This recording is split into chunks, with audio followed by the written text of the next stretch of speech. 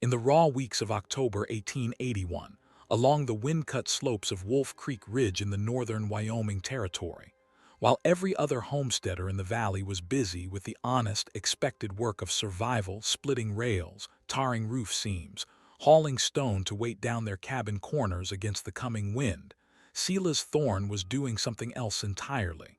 He was digging, not a root cellar, not a well, not the shallow squared pit a man might scoop for a smokehouse or a spring box. Silas Thorne was digging into the south face of the ridge itself, carving a deep hollow straight back into the frozen hillside, as though he meant to bury his own home before winter ever arrived.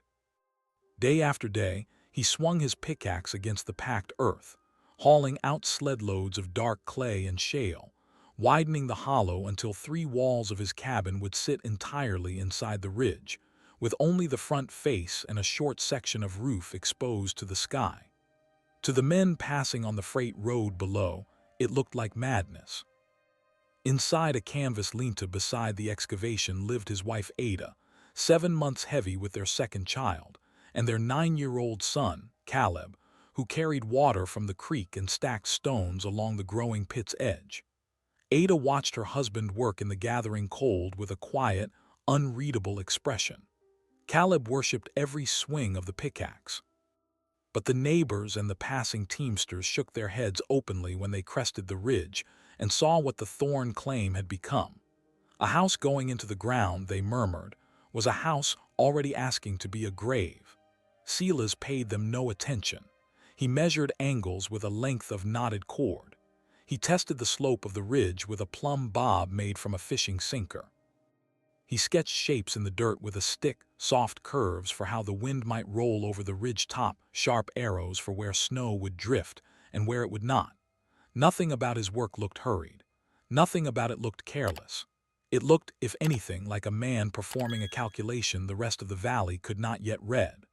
What most of them missed, and what only 2 or 3 would understand until much later, was that Silas Thorne was not simply digging a hole. He was choosing a specific angle on a specific hillside for reasons the flat country settlers had never learned to see. The ridge above his cabin curved just enough to lift the north wind clear over the roofline. The earth around 3 walls would hold heat the way a bank vault holds silver. And the snow, the same snow that would crush every plank roof in the valley by February, would settle into shapes above him that no man-made wall could ever match. But no one saw any of that yet. They saw only a father burying his family in a hillside 2 months before winter arrived. Would Silas Thorne's strange gamble save his wife and unborn child? Or would the frozen ridge become the tomb his neighbors were already whispering about? What did he know about the coming winter that the rest of Wolf Creek Basin did not? Stay with this story and subscribe now, because what happened on that ridge in the winter of 1881 became one of the strangest survival stories the Northern Territories ever produced. The first man to warn him openly was Harlan Boot, a freighter who had hauled Army supplies through Wyoming country for nearly 20 years. Harlan brought his mule team up the ridge road one gray afternoon in mid-October, and when he saw the great dark cavity in the hillside, he pulled his reins hard and set the brake without a word. He climbed down slowly and walked to the edge of the excavation, his boots leaving deep prints in the loose clay Silas had thrown aside. For a long moment, he simply stared into the hollow. Then he looked at the canvas linta where Ada was hanging wet wash near a smoky little fire. Then he looked at Silas, who had not stopped digging. "Son," Harlan said, in the tired voice of a man who had already delivered this same warning to too many young homesteaders and buried a few of them afterward, "the ground you're standing on is going to freeze harder than iron by December. And that ridge above your head," he tilted his chin upward, "that ridge is going to slide the first week the thaw comes. You'll wake up with half of Wyoming pressing down on your chimney." Silas straightened, wiped his brow with the back of a wrist streaked in mud, and finally looked at Harlan Boot for the first time all afternoon. He did not argue. He did not explain. He simply nodded once, the way a man nods at a warning he has already weighed and set aside, and went back to his pickaxe. Harlan stood there another long moment, watching, and then climbed slowly back onto his wagon and drove on without another word. But Harlan Boot would remember that afternoon. And so would the rest of Wolf Creek Basin, before winter was through with them. The second warning came 2 days later, and it did not come gently. Cordelia Massey rode up the ridge road on the seat of a light spring wagon driven by her husband Ellis, one of the wealthier settlers in the basin. The Masseys had a fine plank house at the mouth of Wolf Creek with a stone chimney and a real glass window shipped in from Cheyenne. And Cordelia carried herself with the particular authority of a woman who had survived 3 frontier winters without losing a child. She was on her way to bring Ada a jar of preserved plums and a knitted wool cap for the baby that had not yet arrived. She was also, though she would not have admitted it in those words, on her way to see for herself whether the rumors about Silas Thorne's excavation were true. They were. The wagon crested the last rise and Cordelia Massey stopped talking mid-sentence. The Thorne claim lay open before her like a wound cut into the hillside. The pit was deeper now, nearly 10 feet back into the ridge, and Silas had already begun raising the front wall with heavy squared timbers he had hewn from creek-bottom cottonwood. The roof beams, laid at a shallow slope, ran directly into the earth above them, so that anyone standing at the base of the ridge could look up and see the beams disappearing into the hillside, as though the mountain itself were slowly swallowing the house. Cordelia climbed down from the wagon without waiting for her husband's hand and walked directly to Ada, who was crouched beside the canvas linta, trying to coax a stubborn pot of beans to boil over green wood. The older woman took one long look at Ada's belly, at the frostbitten canvas walls, at the pit yawning behind them, and set her jar of plums down on a flat stone with more force than was strictly necessary. "Ada Thorne," she said quietly, "does your husband know what happens to a woman in labor inside a hole in the ground?" Ada looked up. She was a slight woman with dark hair pulled back tight and eyes the color of river stones, and she had learned early in her marriage that she rarely needed to speak first. She waited. "Dampness," Cordelia said. "Damp gets into everything. Into the blankets, into the flour, into a newborn's lungs. My sister lost a baby to lung fever in a soddy outside Ogallala, and that soddy was a mansion compared to what your man is building here." Her voice was not unkind, but it was firm as a fence post. "You need light. You need dry air. You need a real roof over your head when your time comes, not 6 feet of clay and shale pressing down on the ceiling beams." Ada looked toward Silas, who was fitting a timber into place at the front of the excavation, and either had not heard Cordelia or had chosen not to. Then she looked back at the older woman and something in her expression shifted. Not defiance, exactly. Something quieter than that. "He measured the angle of the ridge 4 times, Cordelia," Ada said softly. "He walked the whole hillside in the first snow last month to watch where the drifts formed. He read a book about it, back in Ohio, from a Russian traveler who lived among the peasants near the mountains. He isn't guessing." Cordelia Massey was silent for a long moment. Then she reached out and touched Ada's cheek with the back of one gloved hand, the way an older sister might, and shook her head slowly. "A book from a Russian," she murmured, "won't warm a baby in January." She climbed back onto the wagon. Ellis Massey, who had said nothing the entire visit, clucked to the horses and turned them carefully in the narrow ridge road. As the wagon rolled away, Cordelia looked back once. Silas Thorne was still fitting timbers, his breath rising in a steady white plume against the darkening sky. He did not look up. That night, after Caleb was asleep beneath 3 wool blankets in the canvas lean-to, Ada sat beside the little tin stove and watched her husband sharpen the edge of his axe by lantern light. The wind had begun to move differently along the ridge, she noticed. Colder, drier, sharper at the edges. Winter was no longer coming. Winter had begun to arrive. "Silas," she said finally, "if you're wrong about this," he stopped sharpening. He did not look up from the axe blade, but he stopped, and the small metallic scraping sound that had filled the linta for the last hour went suddenly quiet. In that silence, Ada understood something she had not fully understood before. Her husband knew exactly what he was risking. He had known from the first swing of the pickaxe. "I read the ridge 4 times, Ada," he said at last, his voice low and even. "And I read the wind twice. If I'm wrong, we'll know by Christmas." He went back to sharpening the axe. Outside, somewhere along the north slope of Wolf Creek Ridge, the first hard gust of the season rattled loose stones down the hillside and vanished into the dark. The idea itself had not come to Silas Thorne overnight. It had come to him in pieces, over years, the way a man slowly gathers the parts of a machine before he ever puts it together.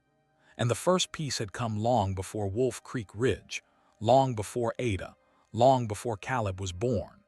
In the winter of 1868, when Silas was still a lean, restless young man of 22, he had taken work with a survey crew mapping the eastern slopes of the Bighorn Mountains for the Union Pacific. It was rough country and rougher work, and by early December the crew was caught by a storm they had all seen coming, but none of them had respected enough.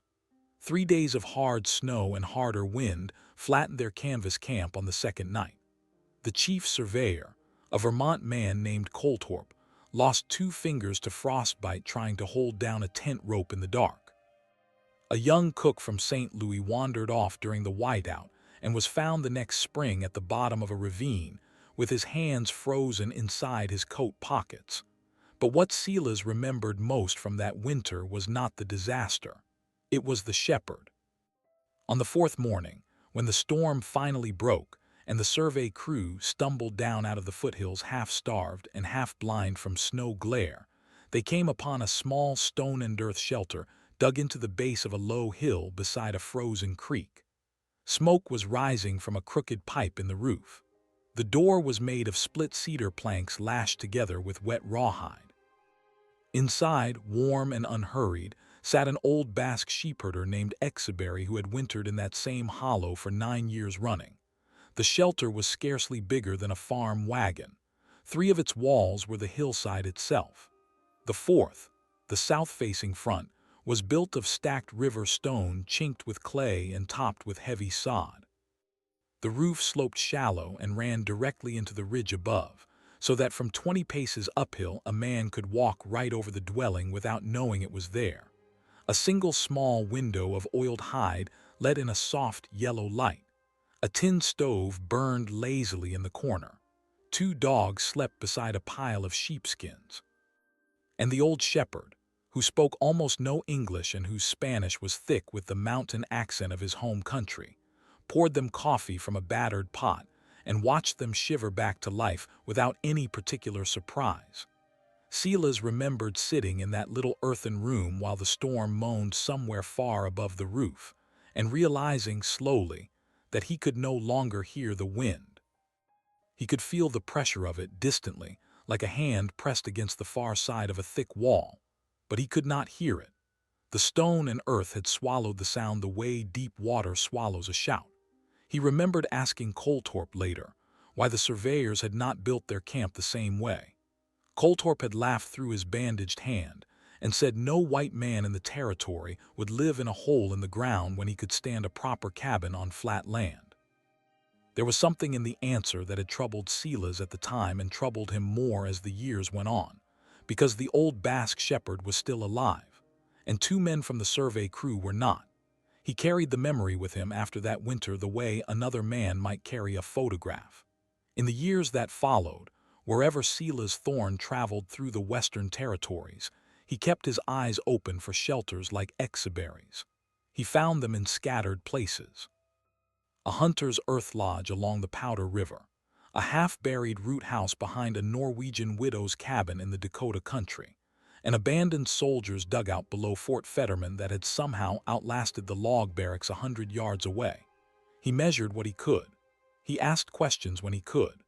And in the winter of 1876, working a short season in a Denver bookseller's back room to pay for his marriage license, he found the book that gave the pieces their shape.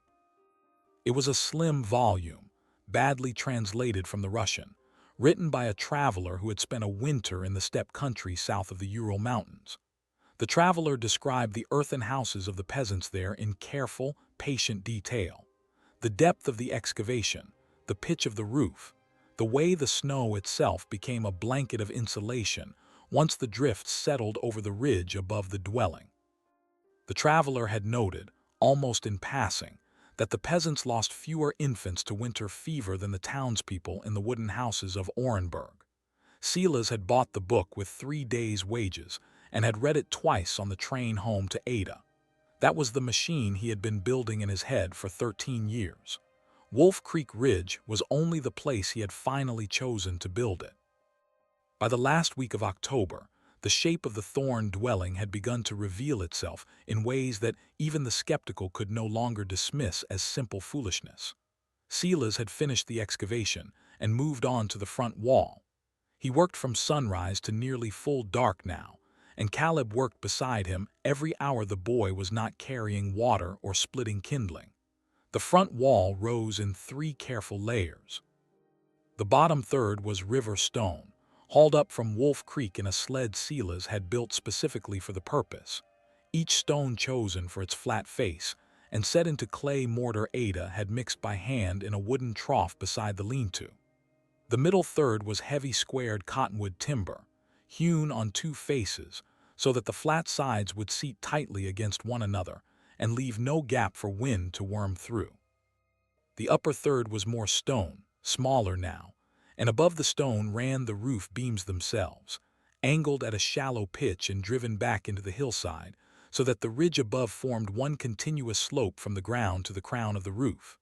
There was a door, of course, a single stout door of double-planked pine, hung on iron strap hinges Silas had bought from a blacksmith in Fort Reno the previous summer and carried home wrapped in oiled canvas. There was a window beside the door, small and square, glazed with 2 panes of real window glass Ada had chosen herself in Cheyenne with money from the sale of her mother's silver spoons. There was a chimney of stacked stone rising from the back of the dwelling directly through the hillside itself, its top emerging above the ridge crown where the wind would draw the smoke away cleanly, and where, Silas had calculated, no drift could ever grow deep enough to smother the flue. And there were the other things. Behind the dwelling, farther back into the hollow than the living space itself, Silas had carved a second, smaller chamber. It was scarcely larger than a horse stall, but its walls were the raw earth of the hillside and its floor lay a full 3 feet below the level of the main room. He lined it with cedar planks and hung a heavy wool curtain across the entrance. This was the cold room, he told Ada, where their potatoes and salt pork and the crock of butter would keep through the deepest months without freezing solid and without spoiling in a thaw. The earth around it would hold the temperature steady, he explained, the way a springhouse holds water cool through August. Ada listened to the explanation in silence and then, that evening, moved half a bushel of turnips into the little chamber to see for herself. 3 days later she reached in past the wool curtain and found the turnips exactly as firm as when she had left them. She said nothing about it, but she began to move other things into the cold room without being asked. Outside the dwelling, on the south-facing slope where the winter sun would strike longest, Silas had also cut a shallow trench and lined it with flat stones.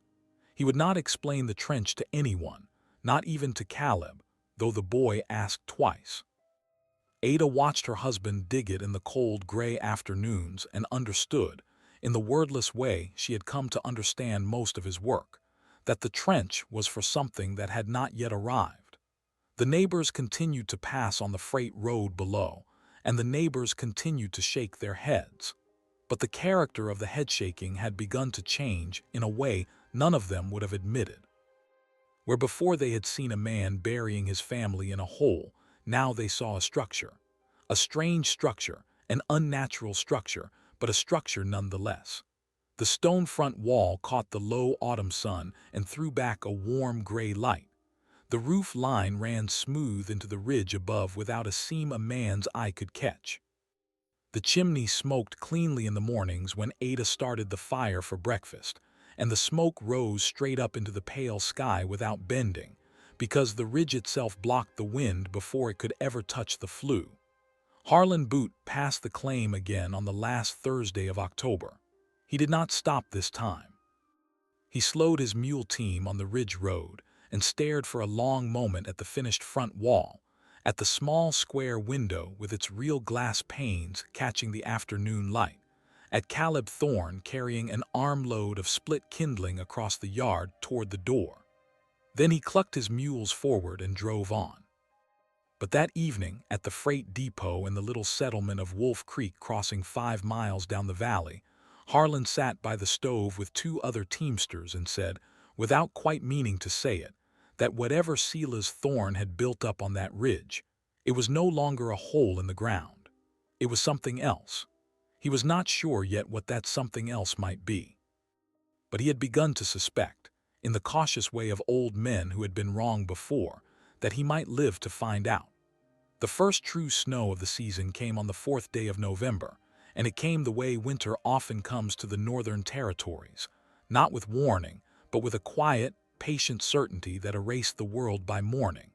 Silas woke before dawn to the particular hush that only heavy snow can lay across a hillside.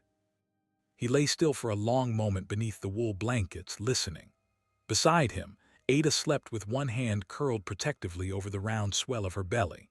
In the corner near the stove, Caleb was a small dark shape beneath a buffalo robe.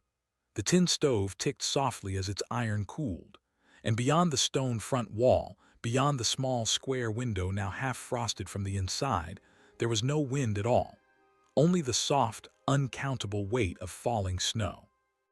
He rose without waking the others, pulled on his coat and boots, and opened the heavy pine door. The world had gone white overnight. Nearly a foot of fresh powder lay across the yard, and more was still falling in slow, considering flakes the size of small coins.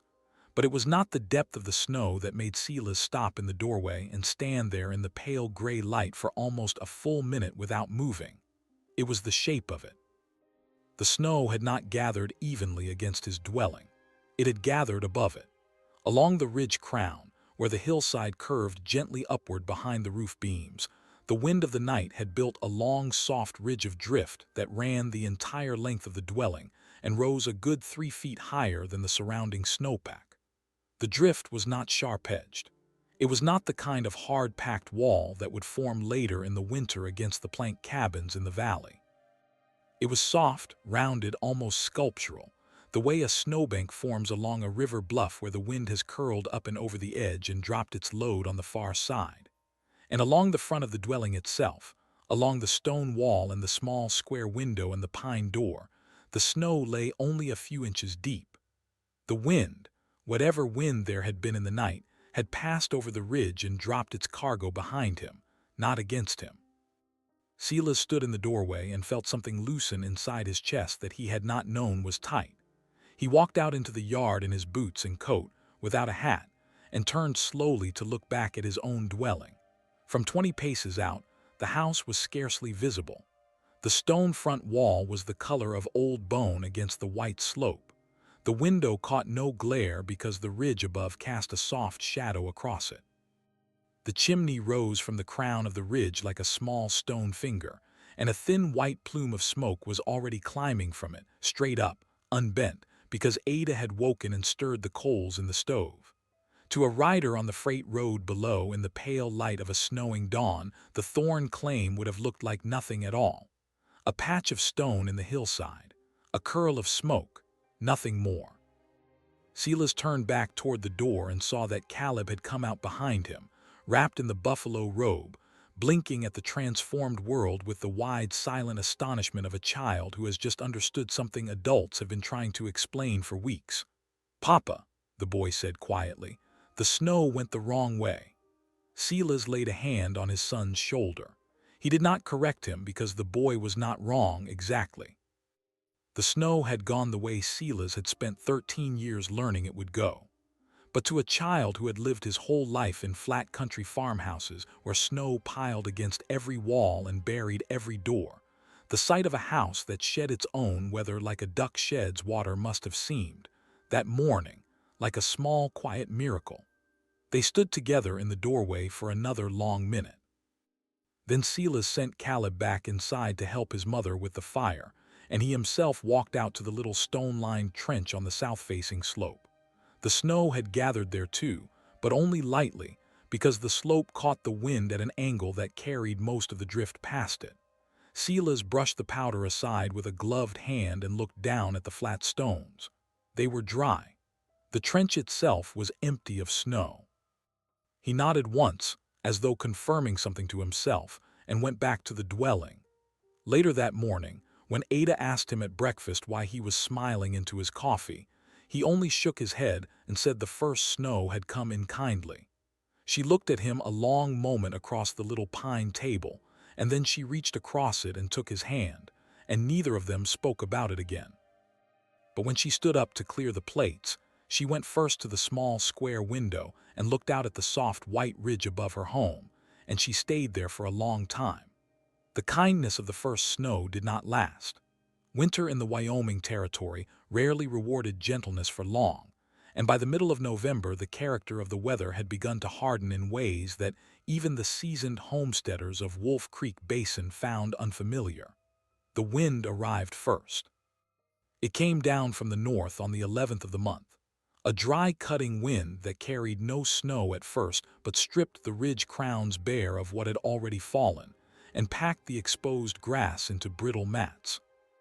Cordelia Massey, down at the mouth of the valley, told her husband over supper that the wind that night had a particular sound she had not heard since the winter of 1874, when 3 families along the Bell Forch had lost cattle, and one had lost a grandmother who wandered out to check on the milk cow and was never found.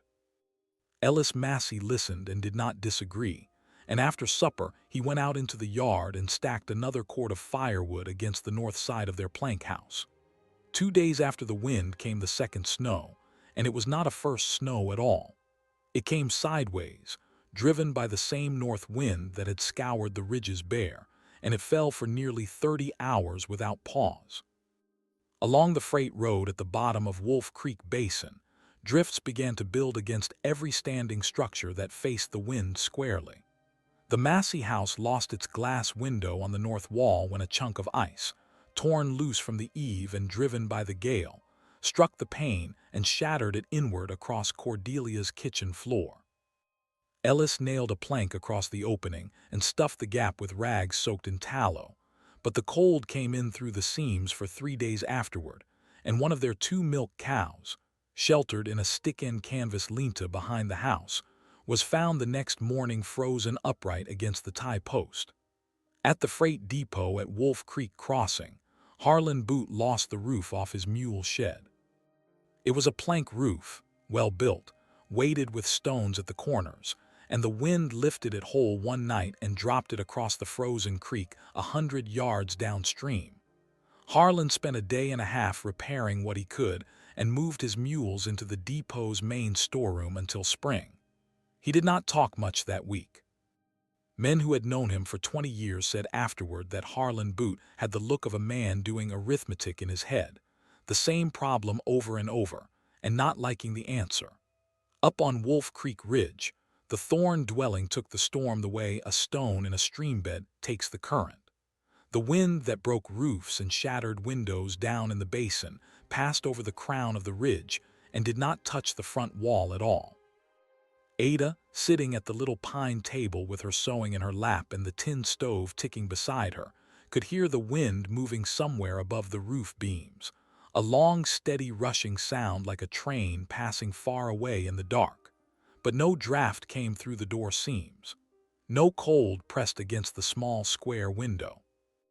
The stone front wall stayed warm to the touch on its inside face, and the earth around 3 walls held the heat the way Silas had said it would, so that Ada could keep the stove burning at half its usual pace and still be comfortable in a wool shawl. Caleb, who had spent the first days of the storm pressed anxiously against the window watching the sideways snow, gradually stopped watching. By the second afternoon, he was sitting cross-legged on the floor with a slate and a piece of chalk, practicing his letters in the yellow lantern light, and only lifting his head every hour or so to listen to the rushing sound above the roof. He asked once, in the small, careful voice of a child testing an idea, whether the house could fall in on them.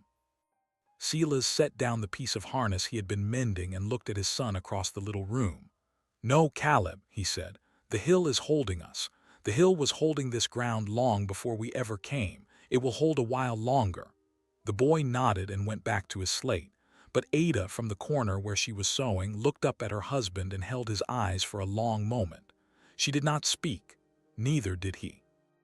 But something passed between them in that lantern light that was older than the storm and older than the ridge, the particular knowledge shared by two people who have staked everything on a single idea and have begun, quietly, to believe it might hold. Outside, above the crown of the ridge, the drift continued to build. It was no longer soft and rounded now. It had begun to pack hard against the windward face and to curl over the roof line in a great pale wave that grew thicker with every hour the storm continued. But the wave was building above the dwelling, not against it, and every inch of packed snow that settled onto the ridge crown was another inch of insulation between the Thorne family and the cold beyond. Silas had not stopped the storm. He had simply chosen the one place on the hillside where the storm would build a roof for him instead of breaking one. The storm broke on the morning of the 15th of November, and when it broke, the basin below Wolf Creek Ridge was not the basin the settlers had known. The freight road was gone. Not covered, gone, buried under drifts that in places stood 10 and 12 feet deep, curling over fence lines and stock pens, the way ocean waves curl over the rocks at a shoreline. The Massey house was still standing, but a drift had climbed the north wall to within a foot of the eave, and the plank Ellis had nailed across the shattered window was crusted white, with a rind of frozen breath from the inside. Two families along the lower creek had abandoned their cabins in the middle of the third night and walked, in a row-plinked line through waist-deep snow, to the Massey house, where they now huddled 12 people to 3 rooms and burned Ellis Massey's firewood at a pace that would exhaust his stack before Christmas. At the freight depot at Wolf Creek Crossing, Harlan Boot spent the first clear morning digging his own front door open with a coal shovel. When he finally got it clear and stepped out into the raw white light, he stood a long time looking at the changed shape of the valley. Then he went back inside, drank a cup of coffee so hot it burned his tongue, and told the depot clerk that he was going up the ridge road as soon as the mules could break trail. He did not say why, but the clerk, who had known Harlan Boot for a long time, did not ask. It took Harlan the better part of the day to make 5 miles. The mules broke through crust in some places and floundered chest-deep in soft powder in others, and twice Harlan had to dismount and dig a path forward with a hand shovel he had thought to bring in the sled. By mid-afternoon, the pale sun was already sliding toward the western ridges, and Harlan had begun to wonder whether he had made a foolish trip, whether he would find the Thorne claim collapsed and silent, and would have to turn back through his own broken trail in the dark. He crested the last rise just as the sun touched the western ridges. For a long moment he could not tell what he was looking at. The hillside where the Thorne dwelling stood had changed shape. The ridge crown behind the house had grown a great pale hump of drift that rose a good 8 feet higher than Harlan remembered, curling forward over the roof line in a smooth, frozen wave.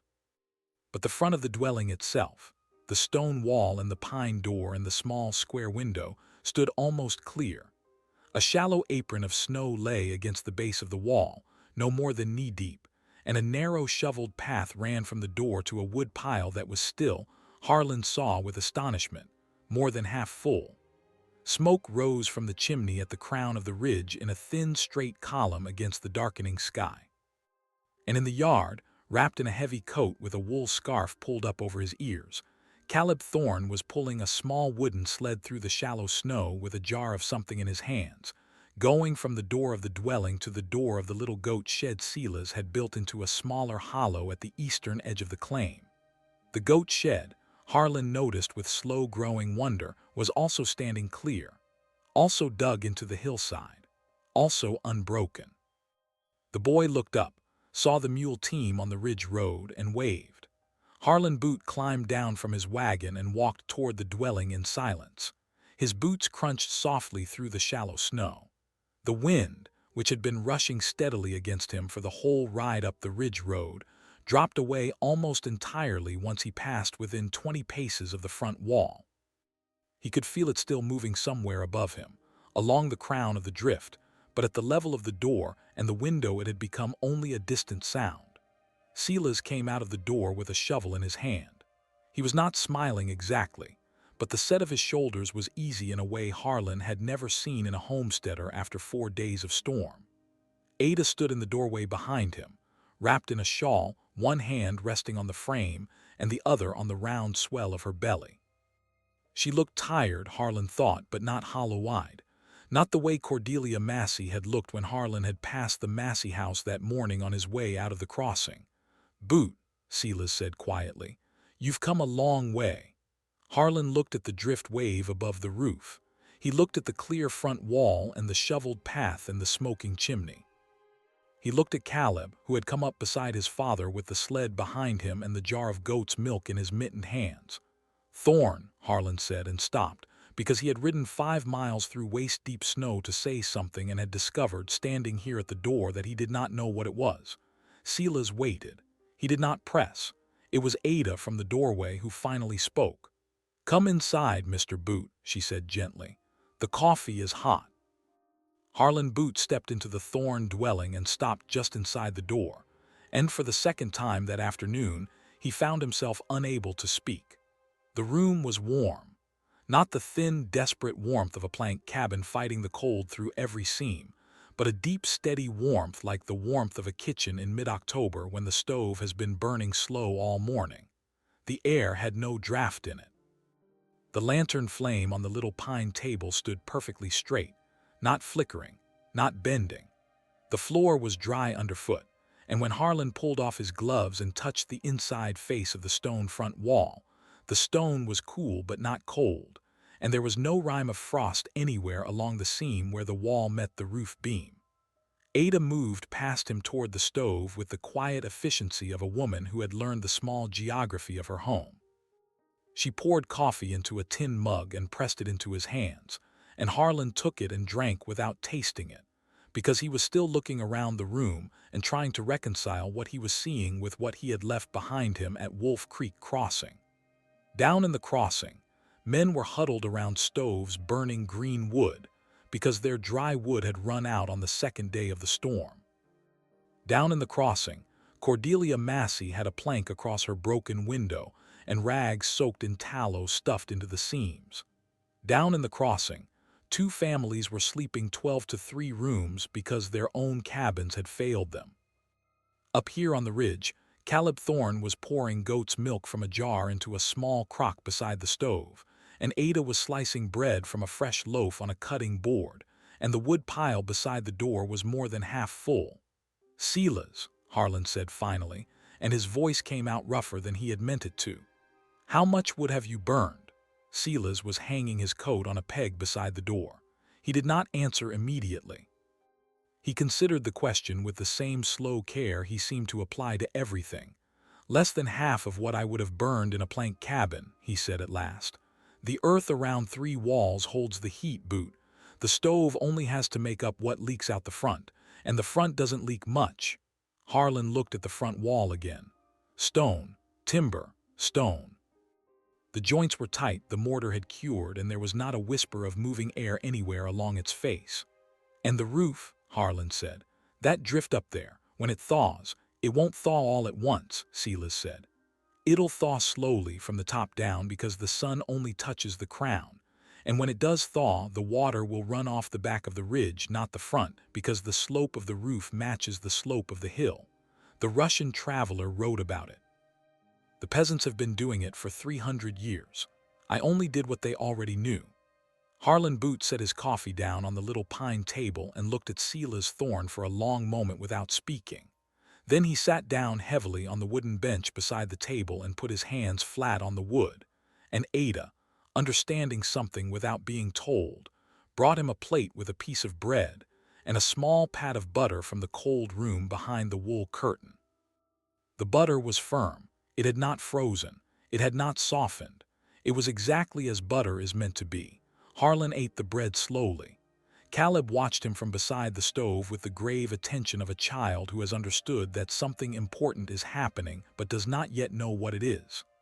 "There are people in the crossing," Harlan said finally, without looking up from the plate, who won't make it to Christmas at the rate they're burning wood. Silas sat down across the table from him. He did not answer at once. Ada at the stove did not turn around, but the slight stiffening of her shoulders told Harlan she had heard. "How many families?" Silas said. "Two, for certain," Harlan said. "The Colvins and the Rashes. Both of them are in with the Masseys now, and Ellis Massey's stack won't last 3 families through January. The price is down on the lower creek, I don't know. Their cabin was still standing when I came through this morning, but their chimney was smoking crooked and I didn't like the look of it." Silas was quiet for a long time. Ada, at the stove, finally turned. She was holding a wooden spoon in one hand, and her other hand had come to rest again on the round swell of her belly. She looked at her husband across the small room, and Harlan saw something pass between them that he did not fully understand but recognized nonetheless. The same wordless communication he had seen between his own parents 50 years ago in a sod house on the Nebraska prairie, when a decision had needed to be made, and neither of them had wanted to be the first to say it aloud. It was Ada who spoke first. "How much room is there in the cold chamber, Silas?" she asked quietly. "If we moved the potatoes and the salt pork out into the main room, how many people could sleep in the back?" Silas looked at his wife. Then he looked at Harlan Boot. Then he looked at Caleb, who had understood, in the way children sometimes understand faster than adults, exactly what his mother was proposing. "Enough," Silas said. "Enough for the Colvins, at least. Maybe the Rashes, too, if they don't mind close quarters." Harlan Boot stared down at his empty plate. Then he stood up slowly and reached for his coat. "I'll go down at first light," he said. "I'll bring them up myself." Harlan Boot slept that night on a bedroll beside the tin stove, because Silas would not let him ride back down the ridge road in the dark, and Ada would not have permitted it even if Silas had tried. Harlan protested at first out of old habit, and then he lay down on the wool blankets Ada had spread for him and was asleep within 3 minutes, and did not wake until Caleb touched his shoulder the next morning to tell him the coffee was ready. They left the ridge just after sunrise. Silas rode down with him, on a pack mule Harlan had brought up the day before, because Silas said the trail breaking would go faster with 2 men, and because, though he did not say this part aloud, he wanted to see the crossing for himself. What he saw did not please him. The Massey house was a hard, gray shape beneath a rind of drifted snow that had climbed nearly to the eave on the north side. Smoke came from the chimney, but it came thin and gray in the way of a fire being fed carefully, one small stick at a time. Cordelia Massey opened the door when Harlan knocked and stood a long moment blinking at the 2 men on her step, and Silas saw at once that she had lost weight in the 4 days since the storm began. Her face had the tight, drawn look of a woman who had been giving the last of her bread to other people's children. Behind her, in the crowded front room, sat the Colvins and the Rashes with the mute, weary patience of people who had run out of ideas. Josiah Colvin's wife, Elmira, was nursing an infant that Silas judged, from the mottled look of its cheeks, to be running a low fever. The 2 Rash boys, aged perhaps 6 and 4, were huddled together beneath a single wool coat on a corner bench. Ellis Massey was outside behind the house, splitting the last of his good dry pine into smaller and smaller pieces to stretch it further. Silas took off his hat. "Mrs. Massey," he said quietly, "if you can spare the Colvins and the Rashes, I have room for them up at my place." Cordelia Massey looked at him for a long moment. Silas expected pride, perhaps, or the sharp refusal of a proud woman who had told his wife 2 months ago that a book from a Russian would not warm a baby in January. But what he saw in Cordelia's face was not pride. It was something quieter and older.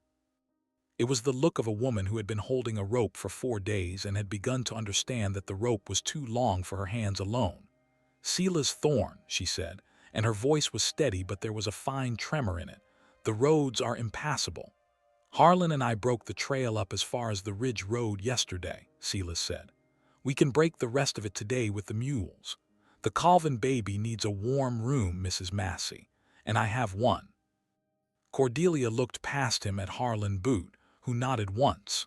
Then she looked at Elmira Colvin, who had heard every word from her bench by the stove and was already, without speaking, beginning to bundle the baby more tightly into its blanket. "Bring them up," Cordelia said. Then she turned to Silas, and her voice dropped so that only he could hear it. "And when this is over, Mr. Thorne, I would like to come and see your house." "You'll be welcome, Mrs. Massey," Silas said. "Any time." They moved the two families up the ridge that afternoon. It was slow work. The Rash boys rode on the pack mule, one before Silas and one behind Harlan. Elmira Colvin walked beside her husband with the baby wrapped inside her coat against her breast, and Josiah Colvin carried a small canvas bundle of their remaining possessions on his back. The trail was hard, and twice they had to stop while Silas and Harlan dug forward with hand shovels, but the wind stayed down, and the pale winter sun held in the sky just long enough. They came over the last rise at the edge of dusk. Ada was standing in the doorway of the dwelling with a lantern already lit against the failing light. Caleb was beside her. Beyond them, inside the warm yellow square of the open door, Silas could see that Ada had done exactly what she had said she would do that morning before he rode out. The potatoes and salt pork had been moved into the main room. The cold chamber behind the wool curtain had been swept clean and lined with fresh straw from the goat shed, and covered with every spare blanket in the house. It would be tight quarters for two families. It would not be comfortable, but it would be warm and dry and out of the wind, and no baby in that little back chamber was going to die of lung fever before spring. Elmira Colvin stopped in the doorway with her baby against her chest, and she looked at Ada Thorne, and she began to cry without any sound at all. Ada stepped forward and put both arms around her. Harlan Boot stood a little apart from the door with the reins of his mule in his hand, watching. Behind him, the wind had begun to move again along the crown of the ridge, a long, slow, rushing sound above the roof beams. But at the level of the door, at the level of Elmira Colvin and Ada Thorne holding one another in the yellow lantern light, the air was perfectly still. Harlan Boot took off his hat and held it in both hands and did not put it back on for a long time. The Colvins and the Rashes stayed with the Thornes for 41 days. The baby's fever broke on the third night. Elmira Colvin, who had scarcely slept in the crowded front room at the Massey house, slept 10 straight hours on the straw mattress in the little back chamber, and woke to find that her milk had come back in full. The Rash boys, who had been silent and shrunken when they first stepped through the door, were running underfoot within a week, and had to be sent out with Caleb to help feed the goats twice a day so that Ada could hear herself think. Josiah Colvin split wood alongside Silas every morning, and Carl Rash, who had trained as a stonemason in the old country before he came west, repaired a small crack that had opened in the mortar of the chimney above the ridge crown, and would not accept payment for the work. Ada's daughter was born on the 22nd of December, in the warm, still air of the dwelling under the ridge, with Elmira Colvin acting as midwife and Cordelia Massey, who had ridden up on Ellis's spring wagon 3 days earlier when the trail cleared, holding Ada's hand through the last of the labor. The baby came pink and squalling and healthy. They named her Exa, after the old Basque shepherd Silas had told Ada about only once, 13 years before, on the night he asked her to marry him. Word of the winter spread the way word always spread on the frontier, slowly at first and then all at once. By the following autumn, 3 other families along Wolf Creek Basin had begun cutting into their own hillsides. Carl Rash built the second dwelling himself, on a claim 2 miles east of the Thornes, and Silas walked over most mornings that summer to help him measure the angles. Harlan Boot, who was not a homesteader and had no claim of his own, nonetheless found himself explaining the principle to strangers at the freight depot at Wolf Creek, crossing with the patient authority of a man who had seen the thing work with his own eyes. By the winter of 1885, there were 11 such dwellings scattered along the ridges of the basin, and the men who lived in them had begun, without quite meaning to call them Thorne houses. Silas himself never used the name. When travelers asked him in later years how he had come to build the first one, he would only shake his head and say that he had not invented anything. He had simply read a book and remembered an old shepherd and watched the way the wind moved along a ridge. The idea, he would say, was as old as the mountains south of the Urals, and older than that probably. He had only been the man who happened to carry it to Wolf Creek Basin. But Ada, who was quieter than her husband and who therefore was believed more when she did speak, told a different version to their daughter Exa when the girl was old enough to ask. Ada said that Silas Thorne had not simply read a book or remembered a shepherd. Silas Thorne had done something harder than that. He had chosen in the fall of 1881 to trust what he had learned against the loud certainty of every neighbor he had. He had chosen to dig when other men were building up. He had chosen to listen to the ridge when other men were shouting at the wind. And that, Ada told her daughter, was the thing that had saved them. Not the book, not the shepherd, the willingness. The dwelling under the ridge stood for 63 years. Caleb Thorne grew into a man inside it, married a schoolteacher from Sheridan, and built his own Thorne house on the far side of the ridge in 1901.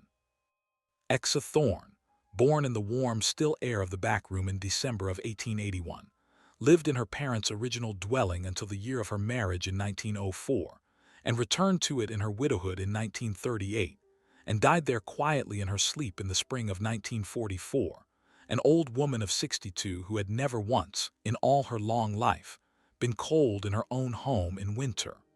The storms never stopped coming to the northern plains. They still crossed the basin with the same violence, still buried freight roads, still tore roofs from plank cabins built by men who had not yet learned what the ridge itself could teach. But around the Thorne dwelling, and around the 10 other dwellings that followed it along the ridges of Wolf Creek Basin, the wind always passed the same way it had passed in the winter of 1881. Above the roof line, over the crown. Building, without knowing it was building, the very shelter it had come to destroy. Silas Thorne had not defeated the winter. He had understood sooner than his neighbors that the winter could not be defeated at all. It could only be listened to and answered honestly and given the shape it wanted to take. And in the giving of that shape, a family had lived, and then another, and then 11. And then, in the long, slow accumulation of years, a whole small corner of the Northern Territories had learned to build the way the shepherd in the Bighorn Mountains had already been building, alone and unremarked, for 9 winters before a young survey assistant ever stumbled through his door. Do you think Silas Thorne was truly brilliant, or was he simply one of the few men willing to listen to what the ridge had been teaching all along? Let us know in the comments below. And if this story of quiet courage and frontier wisdom moved you, subscribe to the channel and share it with someone who understands that the strongest shelter is not always the one that fights the storm hardest, but the one that has learned patiently to let the storm build itself.